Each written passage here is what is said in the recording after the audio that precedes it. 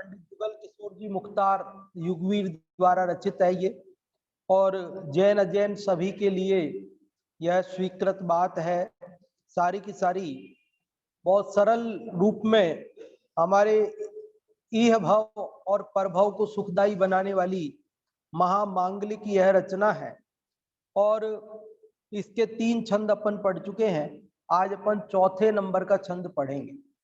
पहले छंद में सच्चे देव का स्वरूप बताया था, दूसरे छंद के अंदर सच्चे गुरु का स्वरूप बताया, और तीसरे छंद के अंदर सत्संगति की भावना और साथ में 5 पापों के त्याग की भावना व्यक्त की गई है।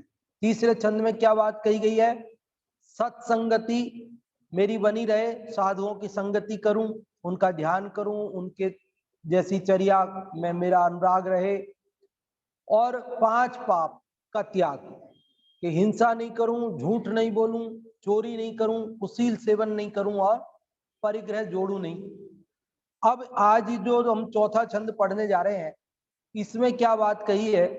इसमें 4 कसायों के त्याग की भावना कही है। 4 कसाय क्रोध, मान, माया, लोभ, इन चारों के त्याग की भावना और साथ में परोपकार की भावना व्यक्त की गई है।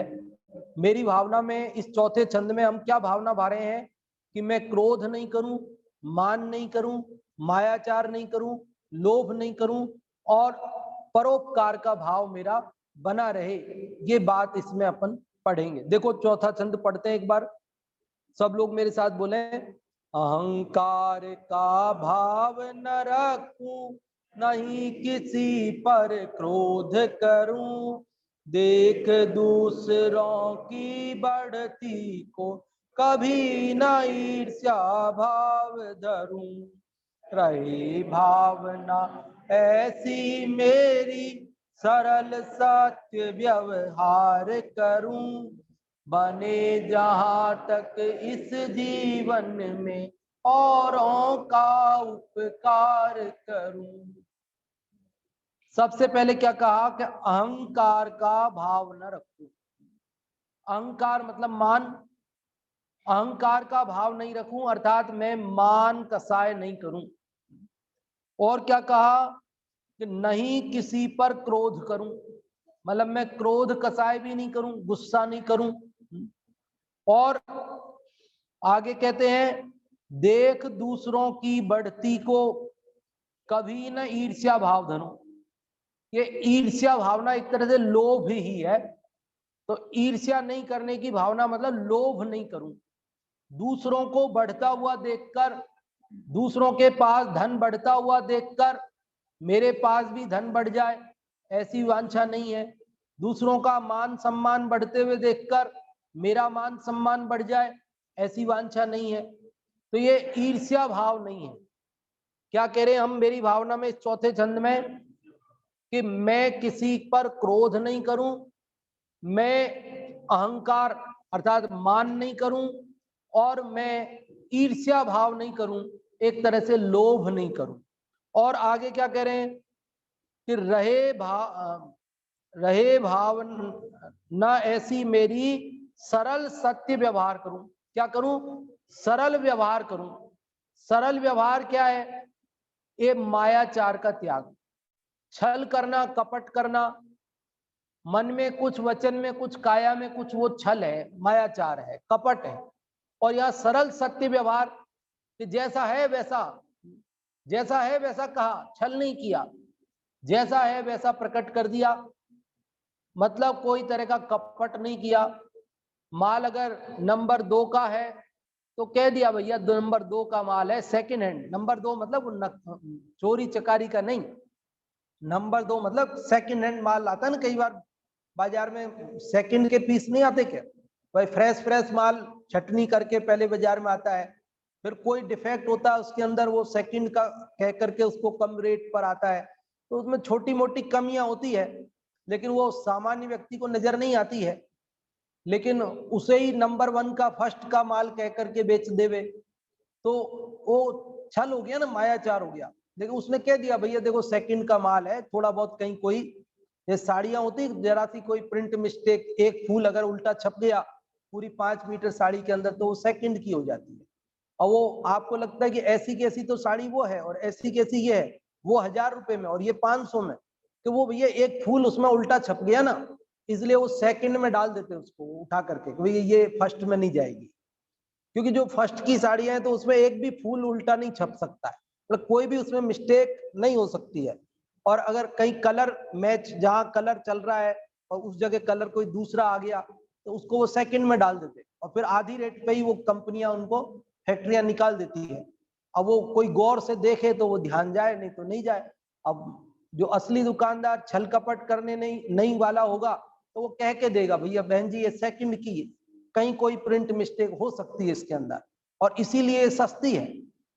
लेकिन कोई उसी को फर्स्ट का बता करके कि देख लो आप देख लो, कहीं कोई अब सामान्य रूप से नजर आएगा नहीं, एक आध में किसी में आगे, अच्छा ये छोड़ दो दूसरी ले लो आप, ये छोड़ दो, तो वो क्या हो गया, छल हो गया।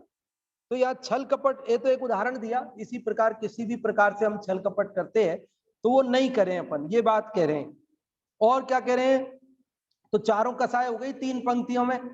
कौन कौन सी, अहंकार का भाव नहीं रखूं, मतलब मान कसाय नहीं करूं, किसी पर क्रोध नहीं करूं, वो तो स्पष्ट क्रोध आ ही गया शब्द यहाँ पर। और दूसरों की बढ़ती नहीं देख करके ईर्ष्या भाव नहीं करने की भावना, मतलब लोभ नहीं करने की भावना। और रहे भावना ऐसी मेरी सरल सत्य व्यवहार करूं, मतलब मायाचार नहीं करूं, चारों कसाय का अभाव। और बने जहां तक इस जीवन में औरों का उपकार करूं, कि परोपकार भी मैं इस जीवन में करूं। क्योंकि देखो जगत में ऐसा कोई नहीं है जो परोपकार के लिए न करता हो, सब लोग परोपकार के लिए लग रहे हैं। क्या कहते हैं, नदियां बह रही है किसके लिए, खुद पीती है क्या पानी, दुनिया को पिलाती है पानी।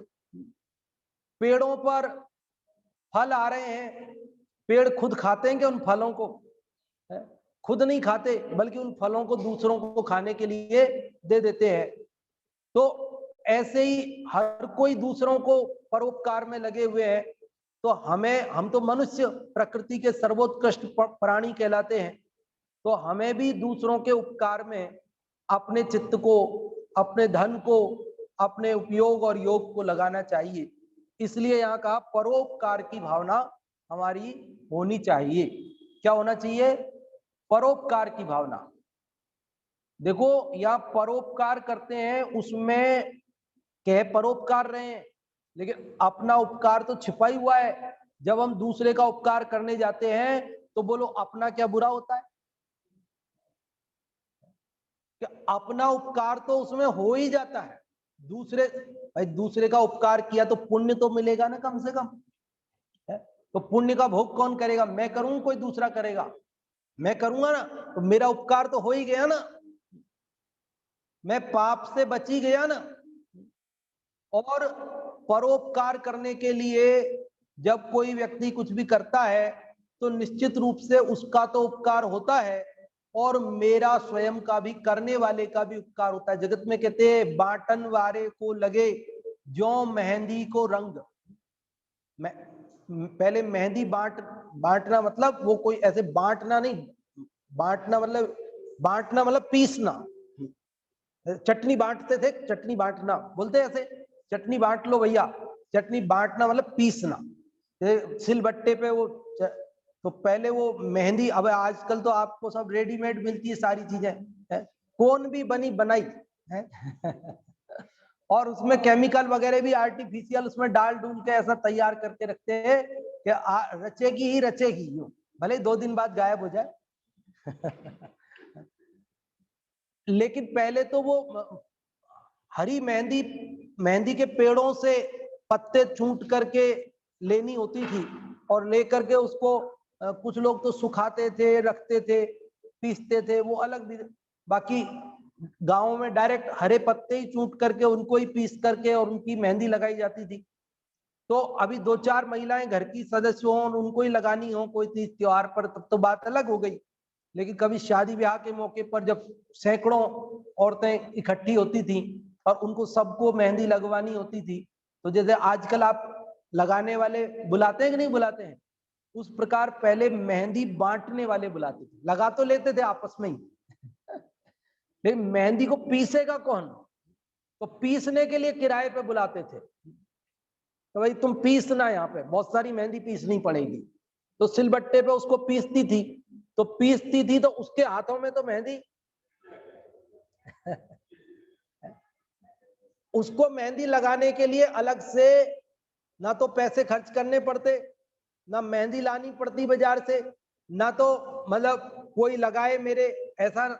उसके हाथ तो वैसे ही मेहंदी के और बढ़िया हो जाते, क्योंकि आप तो जरा सी देर लगाओगे, लेकिन उसके तो सारे दिन पीस रही बेचारी, तो उसके तो पूरे दिन मेहंदी में ही हाथ रहते, तो उसके तो बढ़िया रच जाते थे। तो और ऐसे मारने वारने का तो क्या रहा होगा जो थोड़ा बहुत, बाकी तो ऐसे ही पूरे हाथ कर लेते थे पहले, तो ऐसे लाल हो जाते थे तो मेहंदी हो जाती थी। और क्या होता था पहले, ऐसे होता होगा ना पहले, धीरे धीरे है। क्या कह रहे भाई साहब? हाँ तो हाँ, तैयारी, हाँ। नहीं बाबू जी, आपके उदयपुर में तो होता है, अभी भी साल 6 महीना होता है, ऐसा कुछ नहीं है। वो तो हमारे उधर जयपुर साइड होता है ऐसा, तो जयपुर साइड होता है कि जल्दी जल्दी 15 दिन में शादी हो जाती है। यहाँ उदयपुर में तो ऐसा नहीं होता, यहाँ तो महीना साल साल 6-6 महीने पहले ही होती है सब सगाई तैयारियां। खैर जो भी है, मतलब आपको समझ में आ गई कि वो बांटने वाली को मेहंदी का रंग अपने आप लग जाता है, ऐसे परोपकार करने वाले का स्वयं का उपकार स्वतः ही हो जाता है। तो यहां पर इस चौथे छंद में क्या भावना भा रहे हैं हम, कि हम 4 कसाएं नहीं करें, और क्या करें, परोपकार की भावना रखें। क्रोध करने से किसका अहित होता है? द्विपायन मुनिराज ने क्रोध किया था, द्विपायन मुनिराज ने क्रोध। उसका नुकसान किसको हुआ? कि द्वारिका तो जली सो जली, लेकिन स्वयं भी उस आग में जल करके नुकसान हुआ ना। और मान कसाय से रावण का नुकसान हुआ। हुए तो आप और हम सभी चारों कसायों में पारंगत हैं, लेकिन एक एक कसाय में इस प्रकार के प्रसिद्ध हुए ना इतिहास में। तो रावण को मान कसाय के कारण, तथा जब सीता को लेके आ गया तो मंदोदरी के समझाने पर समझ में तो आ गई बात, तो भाई मैंने गलत किया है, मुझे लौटाना चाहिए। लेकिन उसको लगा कि अब लोग क्या कहेंगे, लोग कहेंगे डर गया, पहले लाया था और अभी लौटा दिया। तो इसलिए मान कसाय आड़े आ गई, उसने कहा कि मैं लौटाऊंगा तो सही सीता को ससम्मान, लेकिन पहले एक बार युद्ध हो जाए और मैं जीत जाऊं, उसके बाद लौटाऊंगा, ताकि लोग ये नहीं कह सके कि डर के लौटा दी। तो भाई लौटाना तो पहले भी था, बाद में भी था। तो समस्या क्या आ रही थी कि लोग मेरे मान सम्मान को ठेस पहुंचाएंगे, इसलिए उसने, अब वो मौका ही नहीं आया। युद्ध तो हुआ, लेकिन जीत करके लौटाने का अवसर नहीं आया, युद्ध में ही मरण को प्राप्त हुआ। तो ये मान कसाय भी क्या है, बहुत हानिकारक। चारों कसाय, कसाय है ना, कसाय, कसाय किसको कहते हैं? जो आत्मा को कसे, कसे अर्थात दुख दे। कसते ना आप, कद्दू कस, वो क्या करते हो आप, लौकी कसते हो, नारियल कसते हो, तो कितनी तकलीफ होती है उसको। तकलीफ मतलब वो अजीब है, लेकिन उसको ऐसा कसते, तो ऐसे कोई कसे किसी को तो कितनी तकलीफ होवे के, बिल्कुल चूरा चूरा हो जाता उसका। तो ऐसे हमारा आत्मा का चूरा चूरा हो जाता है इन कसायों से। चूरा चूरा हो जाए मतलब उसके कोई टुकड़े तो नहीं होते हैं, लेकिन वो महा दुखी होता है, परेशान होता है। इसलिए ये क्रोध, मान, मायाचार और लोभ, ईर्ष्या भाव, ईर्ष्या से व्यक्ति बहुत दुखी रहता है। अब स्वयं के पास कोई कमी नहीं है, स्वयं के पास कोई कमी नहीं है, लेकिन बस तकलीफ इतनी सी है कि इसके पास मेरे से ज्यादा क्यों। स्वर्ग के देव है ना, स्वर्ग के देव, कोई गरीब नहीं होता वहां पर। स्वर्ग के देवों में कोई गरीब होता है क्या? कोई गरीब नहीं होता। किसी को खाने की समस्या नहीं होती, सबके गले से अमृत झरता है, सबके गले से। 10 प्रकार के ना, तो सभी के गले से अमृत झरता है। कोई तकलीफ थोड़ी किसी को, कोई बीमारी नहीं होती उनको, शरीर में कभी बीमारी होती ही नहीं उनको। मतलब वो शरीर में जो रोग रहते हैं अप्रकट पड़े रहे भले, लेकिन प्रकट नहीं होता, कभी कोई तकलीफ नहीं होती उनको, कोई तरह की परेशानी नहीं है। फिर स्वर्ग में दुख किस बात का है? ईर्ष्या का दुख है। किसका दुख है? वो जब इंद्र है ना, इंद्र, उनके पास वैभव ज्यादा है और साधारण देवों पे कम है, तो वे दुखी होते हैं, अरे इसके पास इतना वैभव है, मेरे पास तो है ही नहीं। आज्ञा इंद्र की चलती है, आज्ञा इंद्र की चलती है, साधारण की आज्ञा नहीं चलती। सब कुछ, कोई कमी नहीं है, बस तकलीफ है, इसका आदेश मानते सब, मेरा नहीं मानते, ये बड़ी तकलीफ है। ये ईर्ष्या भावना, ईर्ष्या से दुखी रहता है जीव, ईर्ष्या से। भाऊ जी मुझे हाँ ईर्ष्या होती है, हाँ है ना ईर्ष्या, लेकिन ईर्ष्या होगी तो हम दुखी होंगे। हाँ भाऊ जी, स्वर्ग के देव तो नहीं छोड़ सकते, लेकिन मनुष्य छोड़ सकते हैं। हाँ अपन छोड़ सकते हैं, वो नहीं छोड़ सकते, उनके पास संयम नहीं होता, देवों को संयम नहीं होता, लेकिन मनुष्यों को संयम होता है। हाँ, ये मनुष्यों के पास ऐसी शक्ति है कि ये सब पापों को, सब कसायों को, सब विकारों को, सब कर्मों से छूट करके मुक्त हो सकते हैं। लेकिन देवों को ऐसी व्यवस्था नहीं है, वे मुक्त नहीं हो सकते, वहां संयम ही नहीं, वो उपवास नहीं कर सकते, वो व्रत नहीं कर सकते, उनको संयम नहीं है, और मनुष्य कर सकते हैं। तो मनुष्यों के लिए संयम है, वे नहीं कर सकते इसका ना हम नहीं कर सकते, ऐसा नहीं, वे नहीं कर सकते लेकिन हम कर सकते, हमारे पास ऐसी व्यवस्था है, इसलिए हमें तो करना चाहिए। और देखो, जिसको जितनी अधिक ईर्ष्या है वो उतना अधिक दुखी है, जिसको जितनी कम ईर्ष्या है वो उतना कम दुखी है।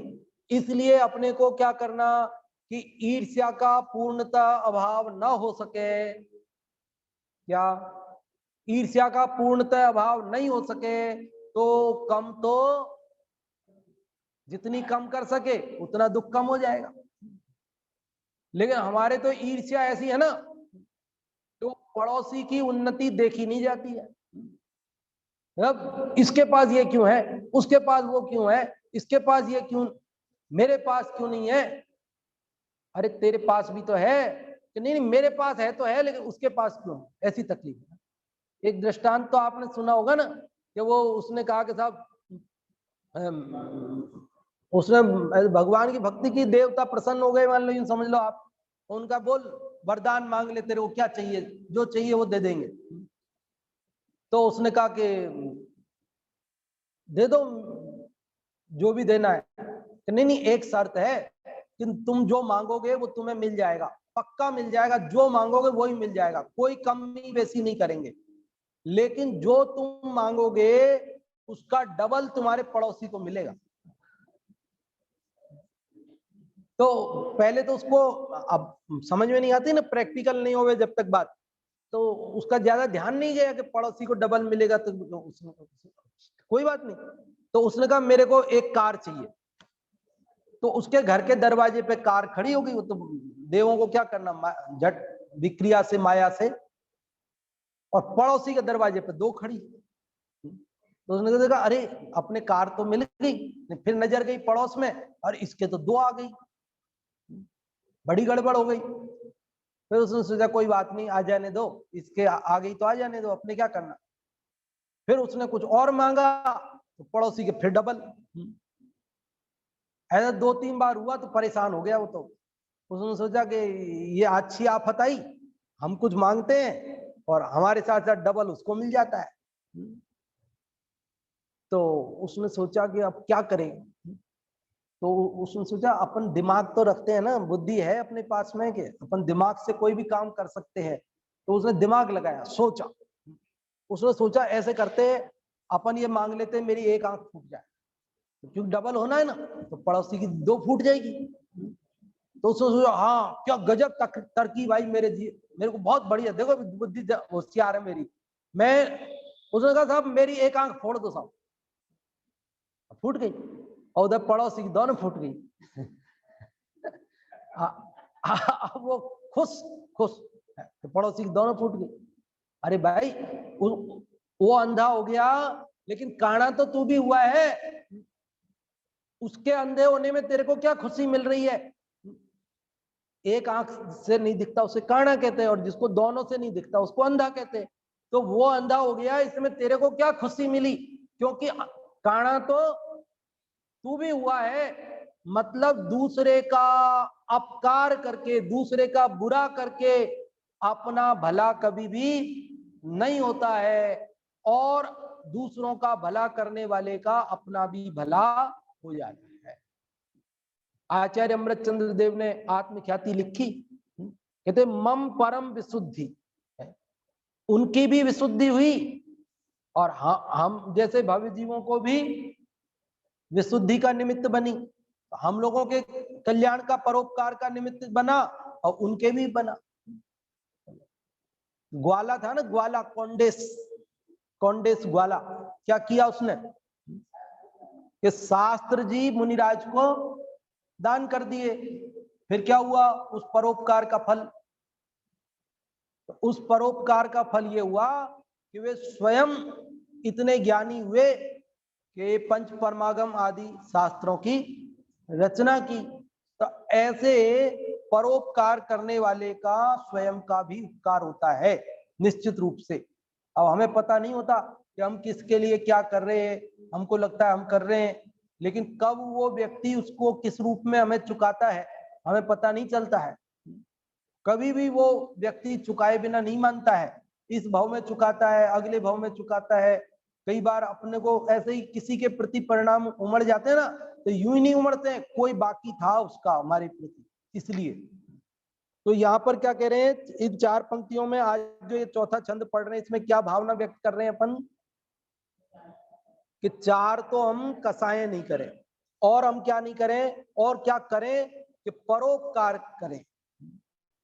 चार कसायों में क्रोध का तो नाम डायरेक्ट आ गया, मान के लिए अहंकार शब्द आ गया, मायाचार के लिए स्पष्ट आ गया कि सरल व्यवहार, माया का उल्टा, और लोभ को ईर्ष्या के रूप में हम यहाँ देख रहे हैं, और परोपकार की भावना रख रहे हैं। ये चारों कसाएं, ये ईर्ष्या, ये सब जो है दुखदाई है, और इनके अभाव से जीव सुखी होता है।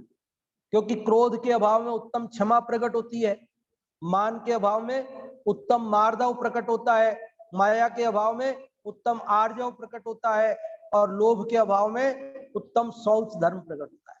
पूरे हो गए, शौच शुचिता प्रकट हो गई ना, सब कुछ हो गया। क्योंकि यही तो आत्मा का स्वभाव है, बाकी तो सब उपाय हैं उसके। उत्तम क्षमा मार्दव आर्जव भाव है, और फिर शौच को वो वहां जोड़ दिया उसमें क्रम कविता में, शौच सत्य संयम तप त्याग उपाय है। ये तो उपाय है उस स्वभाव की प्राप्ति के। आकिंचन ब्रह्मचर्य धर्म दस्सार है, तो उपाय से जो ऐसी शुद्धि प्रकट होगी अंदर में, वो उसका सार हो गया। तो असली तो ये आत्मा का स्वभाव जो है क्षमा मार्दव आदि, ये प्रकट हो जाता है। अनादि से हम क्या कर रहे हैं कि उसके विपरीत विभाव रूप क्रोध आदि रूप परिणमन कर रहे हैं और दुखी हो रहे हैं। तो इस चौथे छंद में हम क्या भावना भा रहे हैं, कौन बताएंगे आप में से? चार कसायों के अभाव की भावना भा रहे हैं, और परोपकार की भावना भा रहे हैं। आप लोगों को कोई बात समझ में नहीं आई हो पहले छंद में, दूसरे छंद में, तीसरे छंद में और चौथे छंद में, अगर कोई बात समझ में नहीं आई हो तो आप पूछ सकते हैं, भाई ये बात हमको समझ में नहीं आई, ये लाइन समझ में नहीं आई, इस शब्द का अर्थ समझ में नहीं आया, तो आप पूछ सकते हो। हाँ जी, और आ गया है तो अच्छी बात है। हमने आपको सुनाने के लिए भी कहा था तो आप लोग याद करके आए हैं पिछले वाला? अमन भैया आपने पिछली बार याद किया था, मैं सुन नहीं पाया, भले इस बार भी किया है इस। अच्छा, तो आप सुना देंगे, तीसरा छंद सुना देंगे, सुनाइए देगा।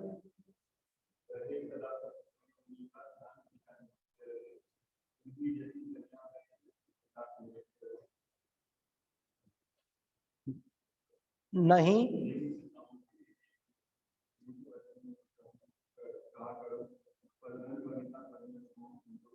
बहुत अच्छा अमन भैया, आपने बहुत अच्छे से इसको याद किया और सुनाया, बहुत खुशी हुई। और इधर महिला वर्ग से भी कोई आप में से सुनाना चाहे तो दूसरा छंद, दूसरा वाला छंद कोई सुनाना चाहे महिला वर्ग से तो दूसरा छंद सुना सकते हैं। हाँ जी, विषयों की आशा, हाँ बोले।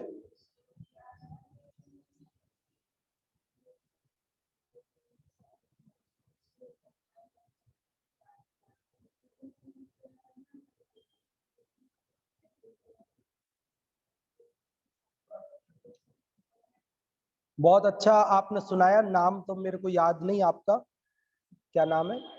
आयुषी जी, बहुत अच्छा आपने किया कि इसको याद कर रहे हैं, ध्यान से सुनते भी है, रेगुलर पधारते हैं, बहुत अच्छा। और अभी पहला छंद भी यदि कोई आप में से सुनाना चाहते हो तो पुरुष या महिला दोनों में से किसी एक को अवसर हम देंगे पहले छंद के लिए। पहले छंद को कोई सुनाना चाहते हैं आप में से? हाँ जी,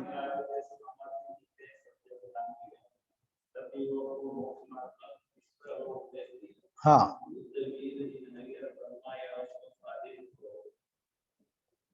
भक्ति भाव, बहुत अच्छा, बहुत अच्छा आपने याद किया। और आपका नाम भी मैं याद नहीं है, सुरेश जी। अच्छा, तो सुरेश जी भाई साहब तो वो अलग हैं, वो महावीर जी उनके भाई है ना आप?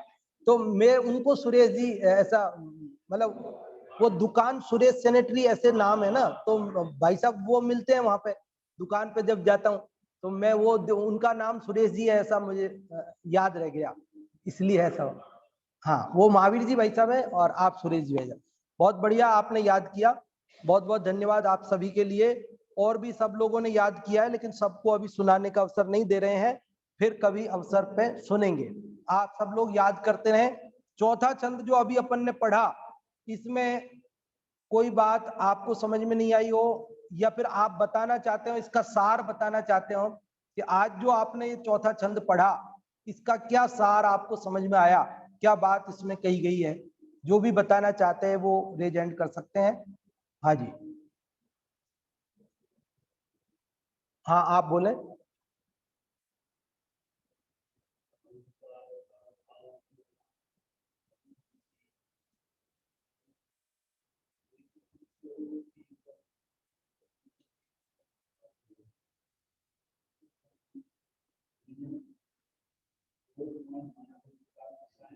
हाँ,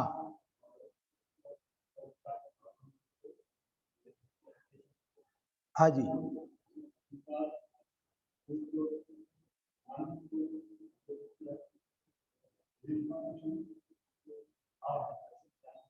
हाँ जी,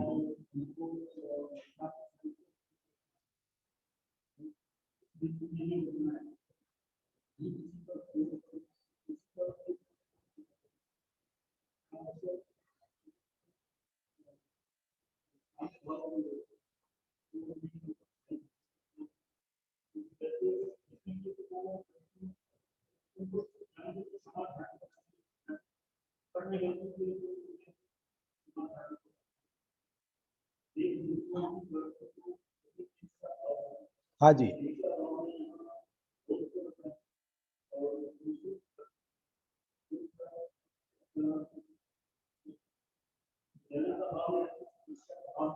हाँ जी, हाँ जी,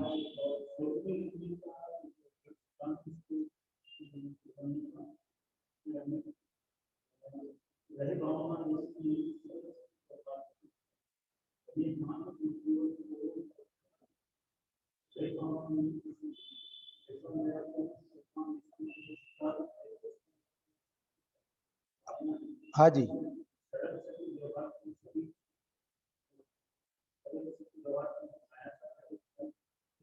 हाँ जी,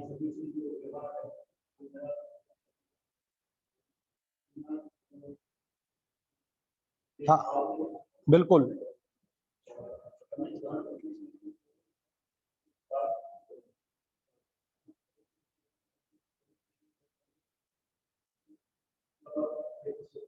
हाँ, बहुत अच्छा आपने विस्तार से इसका अर्थ बताया।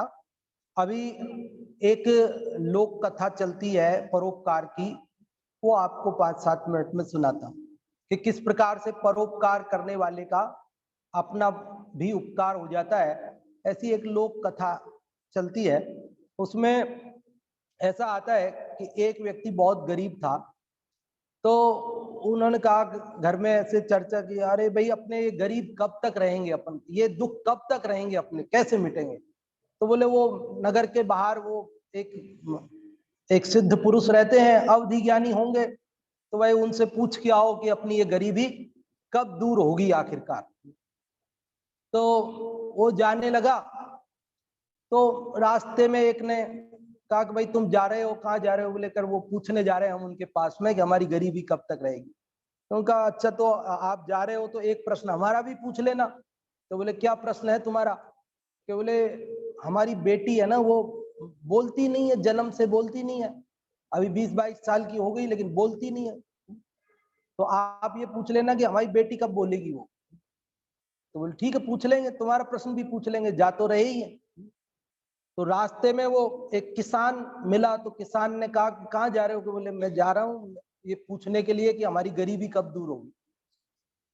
तो बोले एक प्रश्न हमारा भी पूछ के आ जाना। बोले क्या। कि बोले हमारे खेत में हम खूब पानी डालते हैं, खाद डालते हैं, सब करते हैं और बढ़िया फसल भी होती है, लेकिन बीच में पता नहीं क्या 10-1 फीट का एरिया ऐसा है जिसमें फसल नहीं होती। बाकी सब तरफ बढ़िया फसल पकती है, लेकिन बीच में पकती नहीं, कुछ होता नहीं उसमें, पता नहीं। हम एक जैसा हल जोतते हैं, पानी डालते हैं, सब करते हैं, लेकिन वो बीच में 10-1 फीट का जरा सा टुकड़ा ऐसा है जिसमें कुछ होता नहीं हमारे। तो बोले ठीक है पूछ लेंगे, ये भी पूछ लेंगे। अब आगे गए तो रास्ते में एक महात्मा जी थे, ध्यान करते थे। उन्होंने कहा कि हम इतने दिन से ध्यान करते हैं, हमको सिद्धि नहीं होती है, तो हमारी सिद्धि कब होगी ये भी पूछते आना।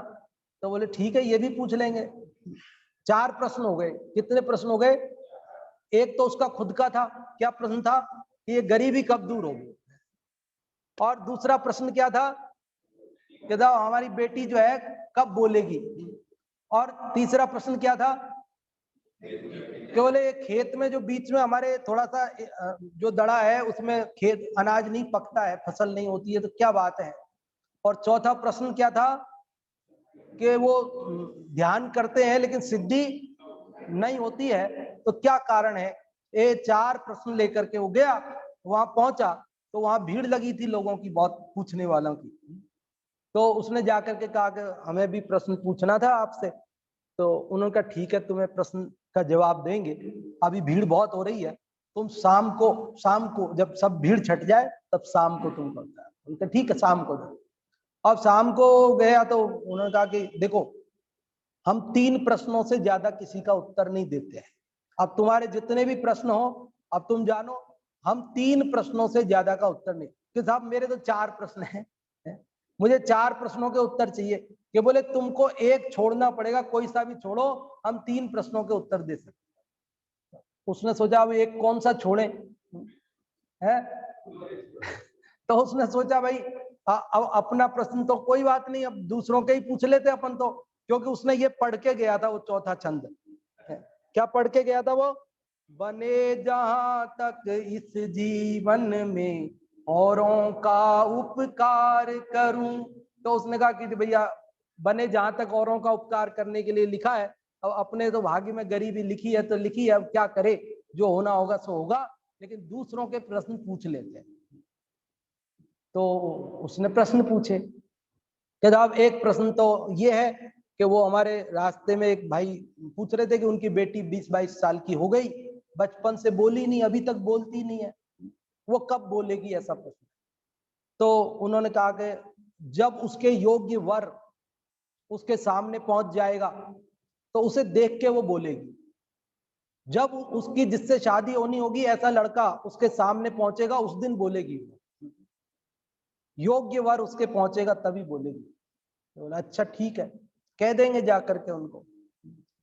और फिर एक अगला प्रश्न क्या है, तो बोलो साहब वो किसान कहता था कि सब फसल बढ़िया होती है खेत में, लेकिन हमारे 10-5 फीट का जरा सा टुकड़ा ऐसा है जिसमें फसल नहीं होती, क्या करें, क्यों नहीं होती है? तो उन्होंने कहा उनको कहना कि वहां जमीन में क्या है, वो सोने के वो कुछ गार्ड रखे पहले किसी ने, वो सोने के हंडे गड़े हुए उसके अंदर सोना गड़ा है, जिसके कारण से वहां फसल नहीं होती है, वो उसको खोद के निकाल देवे तो फसल बढ़िया होगी।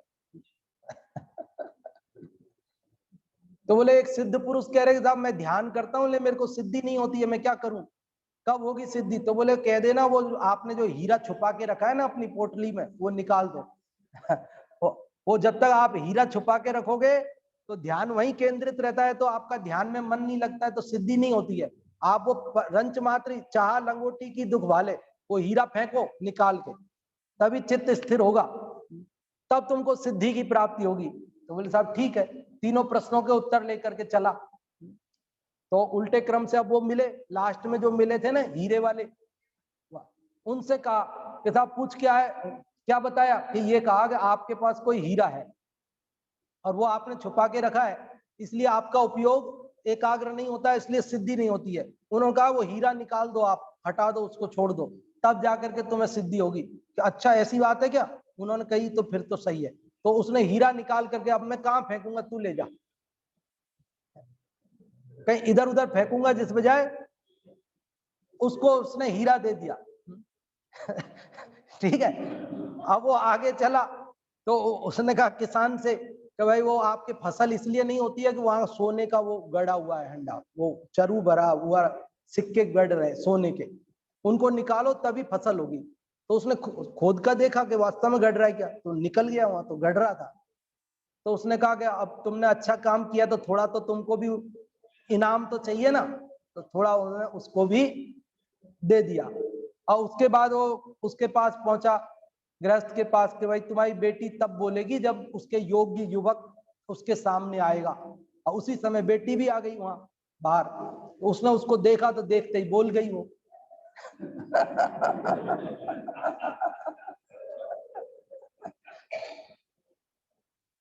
तो उसने कहा कि ठीक है फिर तो तुम ही योग्य वर हो इसके, तुमसे ही शादी करे देते हैं। उससे उसकी शादी कर दी।